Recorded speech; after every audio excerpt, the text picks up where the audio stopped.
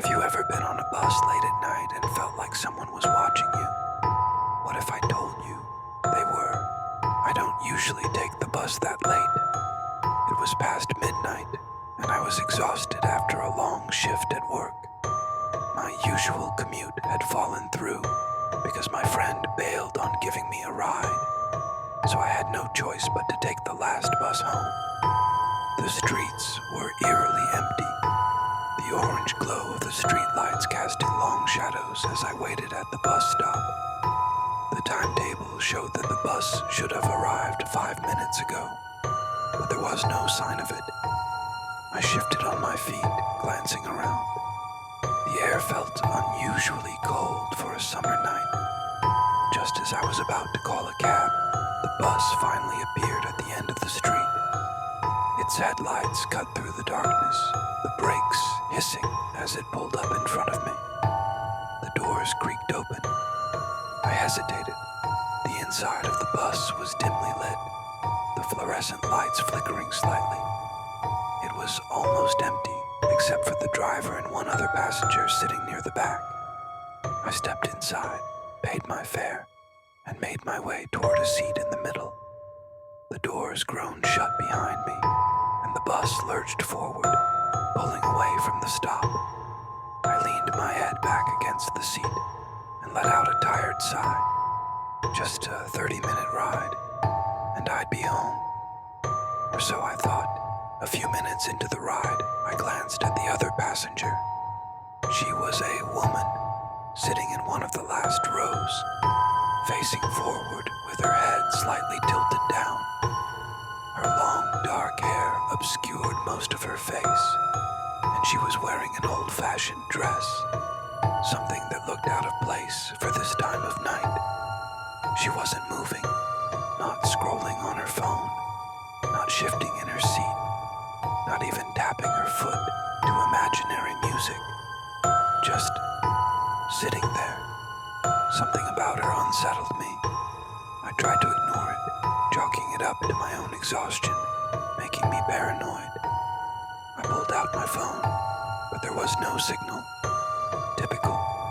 The bus rumbled on, the city lights blurring past the window. I stole another glance at the woman. She was still there, still unmoving.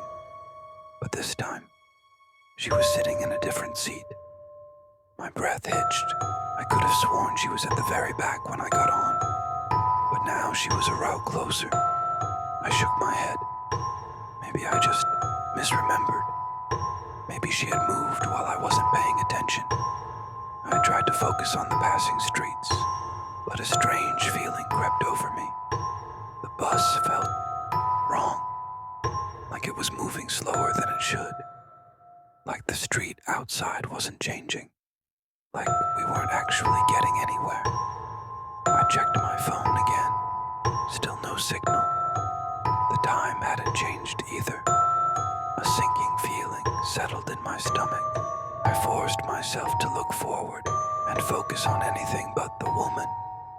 The driver was still there, though his face was obscured by the reflection of the windshield. I glanced at the woman again, and my heart nearly stopped. She was now sitting just 3 rows behind me. I hadn't heard her move. I hadn't felt anyone shifting around. But there she was, unmistakably closer. My fingers dug into my seat. My breathing became shallow. I wanted to turn around and ask the driver if he noticed anything, but something in me screamed not to. The bus hit a pothole, making me jolt forward. And then I heard breathing, not my own, slow, raspy breathing, right behind me. I froze. I could feel it, hot and heavy against the back of my neck. Every hair on my body stood on end. I didn't want to turn around. I couldn't turn around, but I had to. Slowly, I shifted in my seat, just enough to glance behind me. She was right there, directly behind me. Her face was still obscured by her hair, but her lips were visible now, stretched into a wide, unnatural smile. Too wide. A shudder ran down my spine. The bus suddenly felt like a trap. I needed to get out. I shot up from my seat and stumbled toward the driver. "Hey, can you stop the bus? I need to get off." No response. I looked at him, heart pounding. "Sir." The driver didn't move. His hands gripped the wheel tightly, his knuckles white. His face wasn't right. His mouth was slightly open, eyes wide, unblinking, like he wasn't even alive. Panic surged through me. I turned back toward the woman.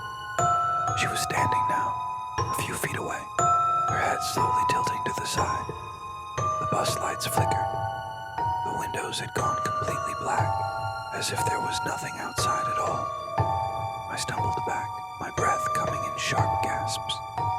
"Who are you?" My voice barely came out as a whisper.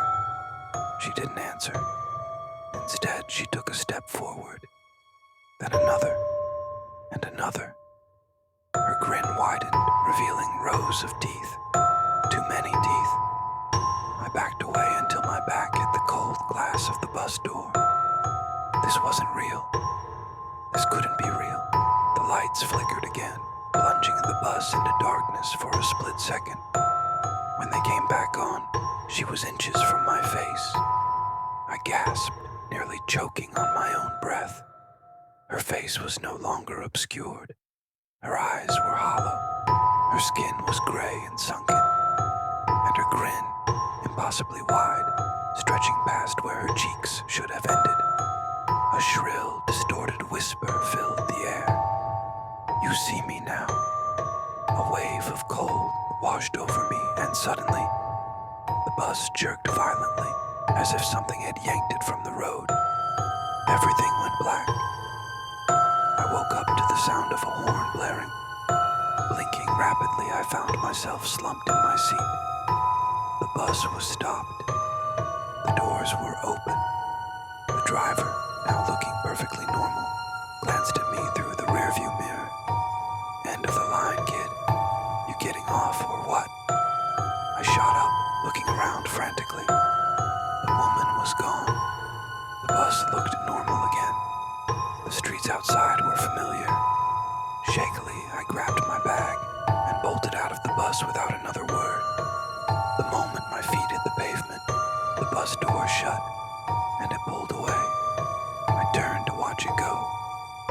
And for just a second, in the back window, I saw her, still smiling, still watching. And as the bus disappeared into the night, I swore I heard a whisper in the wind. See you soon. Thank you for watching. If you enjoyed this creepy tale and want more spine-chilling stories, don't forget to leave a like. It really helps support the channel. Make sure to subscribe and turn on the notification bell so you never miss a new horror story. And we'd love to hear from you. Drop a comment below.